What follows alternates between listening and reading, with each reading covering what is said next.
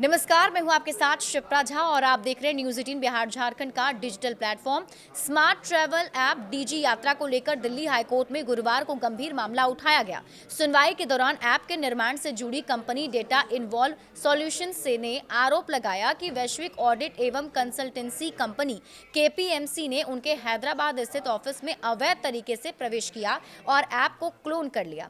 ये भी आरोप लगाया गया कि केंद्रीय एजेंसी डीजी यात्रा फाउंडेशन ने उनकी तकनीक और सिस्टम को बिना अनुमति के कॉपी कर लिया और इसके साथ ही 4 हवाई अड्डों तक सीमित रखने के सरकारी निर्देश को नजरअंदाज करते हुए इसे देश के 28 एयरपोर्ट्स पर लागू कर दिया।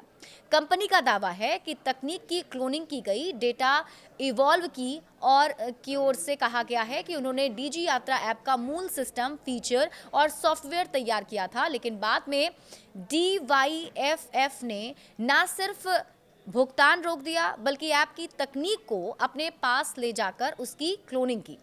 कंपनी ने अदालत में बताया कि टेक्नोलॉजी ऑडिट में कई ऐसे तत्व मिले हैं जिनसे ये साफ होता है कि मूल ऐप की कोडिंग और तकनीक को सीधे उपयोग किया गया। कंपनी ने इस आधार पर केपीएमजी और अन्य संबद्ध संस्थानों पर भी सवाल उठाए हैं, जिन पर सिस्टम की अवैध कॉपी बनाने का आरोप है। मामला कैसे शुरू हुआ, अब आपको ये समझाते हैं। देखिए, 2021 में डेटा इवॉल्व और डीवाईएफएफ के बीच तकनीक हस्तांतरण को लेकर सहमति बनी थी। कंपनी का दावा है कि उस समझौते के तहत ऐप और उससे जुड़ी सुविधाओं का मालिकाना हक उनके पास रहता, लेकिन समय के साथ पूरा कंट्रोल डीवाईएफएफ ने ले लिया और 2023 में उन्होंने पूरे सिस्टम के संचालन का अधिकार खुद ही संभाल लिया।